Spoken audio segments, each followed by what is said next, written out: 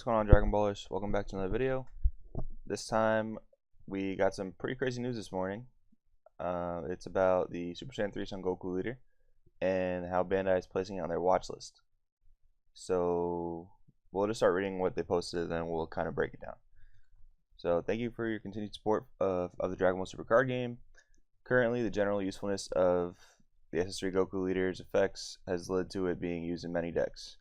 Following its release in Series 3, its inclusion rate has exceeded expectations, and it appears this will only continue in post-Season 4 environment. That's all very true. The Son Goku leader is the type of leader that if you kind of place it in almost any deck, it just makes the deck infinitely better. Starting off with 2 energy, being closer to Awakening, it's blue so it can abuse Flute and things like Annealing Spirit Trunks.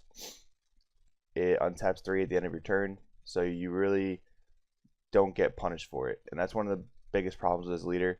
I'm not going to say it's skillless for the most part, but I will say that it doesn't punish you if you make a bad play, because you have at least three energy to defend yourself on the clapback. So definitely faulty design there where it doesn't punish you for bad play. But let's get back to reading what this says. The card strength includes being able to play many cards, awaken, draw cards, and repeatedly attack during the early game, but we expect many decks will be able to counter it in the Series 4 meta. Though we're not concerned about the environment stagnating, it's possible SS3 Son Goku will cause a dangerous overall acceleration of the game.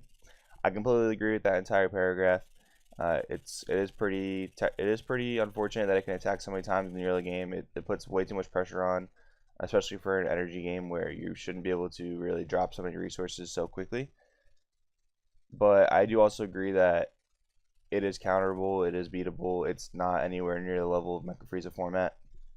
But at the same time, it warps the meta where you have to play cards in your main deck in order to play against it. So you basically have to main deck your side deck, which for a lot of players, like myself kind of included, even though it is kind of fun to figure out the puzzle of how to beat it, it's not fun to have to worry about that going into an event and having to worry about the scariest deck in the format and how you need to main deck outs to it. It's kind of unfortunate. So I 100% agree with that. As such, replacing this leader on the watch list, cards on the watch list haven't been restricted or had their skills changed in any way, but may have errata issued on them depending on how the environment develops. So I really am happy that Bandai takes what a lot of the players say into consideration. Personally, what does it mean that it's going on the watch list? It doesn't mean it's getting banned. It doesn't mean it's getting errated immediately. It doesn't mean anything's happening to it yet. What this means is that Bandai is going to watch the card. They're going to see how it does in tournament play. If it takes top 31 out of top 32 spots, it's probably errata worthy. That's just the case. That just means it's way too overpowered for the format. Do I personally predict that happening? Not really. I can definitely maybe see it taking like top 16 to top 32 or more. I could definitely see that happening. That's very feasible to me, but I don't necessarily see it taking up 31 out of 32 top spots, especially at ARG Boston this weekend. But we'll have to wait and see for the results there. Back to the rest of this. We're currently planning on running large-scale tournaments in many areas starting in August and want to do everything we can to ensure that the game is fun for as many players as possible with a large number of viable deck options. That is something that makes me really excited. I really want a game like that where there are multiple viable deck options, especially if your deck is built very well. I want this game to remain true to the fact that it will reward you for good deck building. And this leader, unfortunately, your deck doesn't have to be built very well. You don't get punished for really anything. You just play threats, and then you have energy up on defense guaranteed. So unfortunately, there's no punishment there, which I think is bad game design. We're doing everything we can to develop and support a game that will bring countless hours of enjoyment to both Dragon Ball fans and card game fans alike. Thank you for your support, and we hope to see you at events in the future. A lot of people at this last paragraph, I could see them saying, well, that's just like, a load of PR crap. I disagree because of things like this, because of things like this watch list, because of things like Aaron reaching out through the Facebook group, talking to Bandai. There's a lot of things that Bandai does that makes me feel like they really do care about this game, and putting this card in this watch list is one of these things. They're not immediately taking action against it, which a lot of people don't realize. A lot of people are saying that too much of the community complains and are crybabies and things like that. The thing is with this watch list is that they're just acknowledging that a lot of the players think it is a problem. They're not immediately, dropping the ban hammer or erratating it. So basically, they're just letting us know that they're waiting to see what happens with this card before they take any more action, which I'm really, really happy about. I think everyone should be happy about because everyone gets what they want. They're not immediately taking any action against it, but at the same time, they're acknowledging that we feel like it's a problem. So we really have the best of both worlds there. Now let's talk about why this card is insanely busted. So Sun Goku leader, you cannot have more than 6 energy. Activate main. When you have no energy, you can place 1 card from your hand in the drop area, charge 2 from your life. So right there you have energy ramp, which gets you to your turn 2 plays on turn 1, which is pretty insane. You have help self-awakening, which comes into play with these new cards we have in a minute. Then you have awakening at 4 life and still drawing 2 cards. So that's pretty great right off the bat right there. On the awakened side, still cannot place more than 6 energy. Attack, draw a card. At the end of your turn, untap 3 energy. So I've already said this in this video, but that effect is just really, really insane because you don't get punished for anything. You can play any threat, whether it was the incorrect play that turn or you just want to use up all your energy, because at the end of the turn you're going to get 3 back anyway. So why not just drop as much as you can?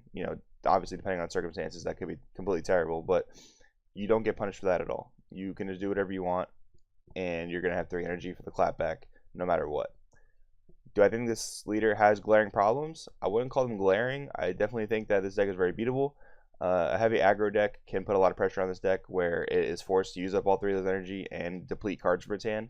So this deck is not unbeatable by any means, but it's definitely going to be one of the strongest decks in the format, and it warps the format. Now let's see what cards make this deck insane. So Legendary Flute. This kind of makes every blue leader in the game insane. It's really, really strong, especially in conjunction with these new 1-drops that came out. Newfound Power Son Gohan and the Intensifying Power Trunks. Just attack to take a life.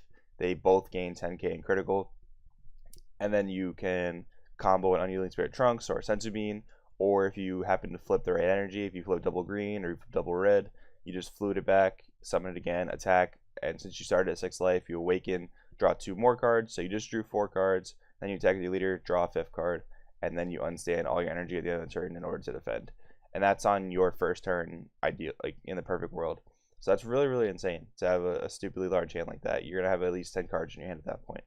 So that's really, really busted. Then we have the Bardock, the Progenitor. This card you don't necessarily need to have with Flute because it can just bounce itself back anyway. But you could play Flute in the deck because you're probably going to be playing Scrambling Assault Sun Goten when it comes out in August. This card combination here draws you even more cards. So you're drawing those same 2 cards with the Bardock when you drop them as you do with the Gohan and Trunks 1-drops. Then you awaken, draw 2 more, so that's 4 total. Attack with the leader, draw 5. But when you swap this Bardock, if in the ideal situation, if you swapped into this Goten, you're drawing 2 more cards. Because when this thing attacks, you look at the top 3 and add any card to your hand. So you just drew 7 cards there, which is super, super insane. And then if you had Flute for the Goten, you cycled through your deck 1 more card. So it wasn't a straight up plus, but you keep drawing, you keep cycling your deck. It's absolutely insane. So there's a lot of these cards here that make this leader incredibly busted, and the game is sped up way too much. Some people like aggro, which is completely fine. Aggro is a fun strategy for certain people, that's for sure. I personally enjoy a more control-y style of game. What I would like to see this game do is create an environment in a card pool where a good aggro player can rush the game incredibly fast, and a good control player can slow the game down to a pace that they're comfortable with. And it shouldn't just be dependent on what the card pool is. Right now, the card pool pushes the game to be this fast. And there's not too much you can do about it. In my decks that I've built and profiled on my channel, I've built them to slow the game down with certain card choices and text. But still, that's only really going to go up to turn 4 against a deck like this, which I've had plenty of success against this SS3 deck, which is why I don't believe it's necessarily unbeatable like Mecha Frieza was. I definitely do think this leader is broken, though, because it just promotes degenerate play, like drawing 5 to 7 cards on turn 1. That's just pretty degenerate in general. And the fact you don't get punished for bad play, that's also broken. the deck that it plays coming in set 4 is also borderline broken but beatable. So that is kind of my opinion on it. Like I said, guys, this is not the end of the world for the game. I'm very happy that Bandai is so responsive to us. I've never seen a company that's responsive to us in a game like this before. It gives me a lot of hope for this game. Those of you guys that are going to be a little triggered by the fact that they're even putting it on the watch list or not banning it outright, we need to find a middle ground, guys. This is there's been a lot of arguing in the community lately. We have to kind of find a middle ground. This action that Bandai took is that middle ground. We're getting acknowledgement of the card for the people who think it's broken, but the card has not been banned or out or added yet. They're waiting to see they're waiting for tournament results, which is a very good thing with this instance, because of the power level of this leader, in my opinion. So, with that being said, that is my opinion on this leader, why it's broken, and Bandai's little watch list announcement. So yeah, please let me know what you guys think in the comments below.